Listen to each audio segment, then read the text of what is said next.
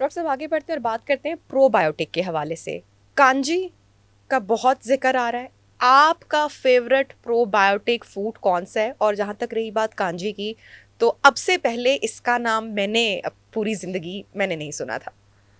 देखिए जी, दुनिया में जो सबसे ज़्यादा नंबर वन जिसको कंसीडर किया जा रहा है प्रोबायोटिक, वो सारा क्राट को किया जा रहा है नंबर एक।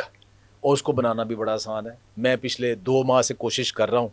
कई दफ़ा मैंने कैबेज ला के ख़राब की है, फिर फेंकी है, फिर करता हूँ, घर में भी उगाई करता हूँ, लेकिन इंशाल्लाह करूँगा। दूसरे नंबर पे दही है, और फिर ये कांजी है। ये कांजी शायद आपने ना सुनी हो, लेकिन हमारे बचपन में गलियों बाज़ारों में मटकों के अंदर कांजी बिका करती थी। ये सर्दियों के एंड के ऊपर काली गाजर आया करती थी। उस काली गाजर को वो डाला करते थे मटके के अंदर। बड़े बड़े ठेलों के ऊपर पड़े होते थे, और उसके अंदर नमक और साथ उसमें सरसों के बीज डाल के ठीक। तो उसको फर्मेंट कर लेते थे, और उसी में वो बड़ा एक ज़बरदस्त किस्म का, मज़ेदार किस्म का ड्रिंक होता था। अब उसको थोड़ा मॉडिफाई कर लिया गया। कैसे मॉडिफाई कर लिया गया? अब काली गाजर मिलती नहीं, अब उसको चुकंदर के साथ कर लिया गया। तो चुकंदर कैसे करनी? एक चुकंदर का पीस लें, ठीक है। उसको आप छोटे छोटे स्लाइसिस, जैसे ये फ्रेंच फ्राइज वाले होते हैं, ऐसे स्लाइस काटें, और उसको एक ग्लास के जार के अंदर डाल दें, और उसके अंदर एक जो टीस्पून है ये पिंक हिमालयन साल्ट, जो लाहौरी नमक जिसे कहते हैं हम, ढेले वाला नमक, जो बाजार वाला नहीं, ये वाला, यही डालना है। ये उसके अंदर डालें, और उसके अंदर नीम गर्म पानी फुल कर दें, और ऊपर से उसको एयर टाइट कर दें। ठीक। और 3 से 4 दिन के लिए उसको रख दें। सही। अच्छा, उसके अंदर फर्मेंट हो जाएगा। 3-4 दिन के बाद उसे खोल लें, वो आपका कांजी तैयार है। और अच्छा, उसके अंदर वो भी डालते हैं, सरसों के बीज भी डालते हैं। एक चम्मच नमक और 1 चम्मच सरसों के बीज भी अब डालते हैं। इसका हमारे जिस्म को क्या फ़ायदा मिल रहा है? फ़ायदा क्या है इसका? नंबर एक फ़ायदा क्या है? नंबर एक फ़ायदा है प्रोबायोटिक। हमारी जो बड़ी आंत है ना, जिसको गट कहते हैं जी। उसके अंदर बैक्टीरिया होते हैं, जो कि हमारे बड़े ही प्यारे दोस्त हैं। अच्छा, उन्हें खाने को सिर्फ़ और सिर्फ़ क्या चीज़ चाहिए?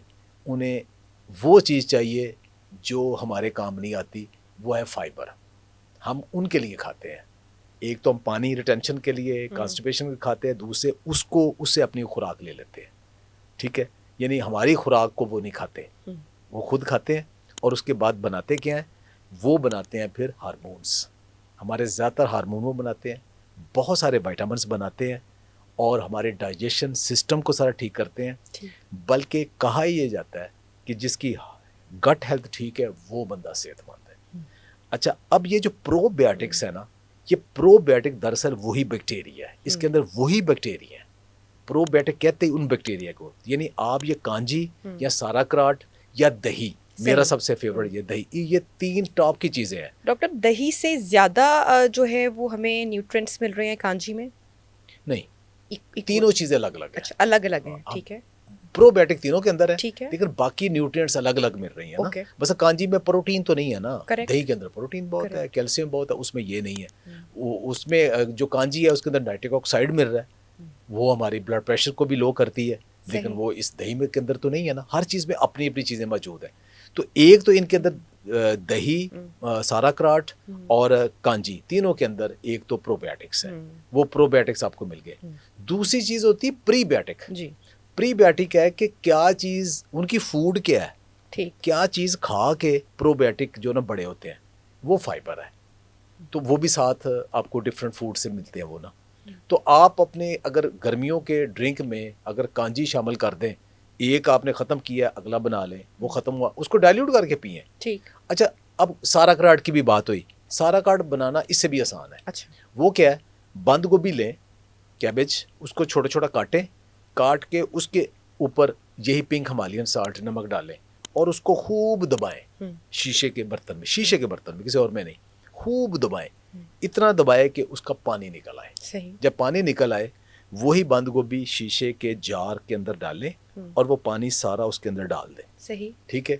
और उसमें सिर्फ आपने नमक डाला और कुछ नहीं डाला। ओके। कोई एडिशनल पानी नहीं डालना। लेकिन वो इतना आपने दबाना है कि वो जो बंद गोभी डूब जाए अपने पानी से ही, उसको आपने बंद कर देना है, और उसको कम से कम 1 हफ्ता एक हफ्ता आपने एयर टाइट रखना है, मजीद पानी ऐड उसमें नहीं करेंगे, नहीं करना, एक हफ्ता आपने रखना है। एक हफ्ते के बाद आप उसको खोलें, उसके अंदर ही फर्मेंटेशन सारी हो चुकी होगी। अब उसको हर खाने के साथ या दिन में एक दफ़ा थोड़ा सा जैसे अचार लेते हैं वो साथ साल, उसके बाद उसको फ्रिज में रख दें, वो यूज़ करें। उसको बहुत रेट किया जा रहा है ये प्रोबायोटिक्स। ठीक है।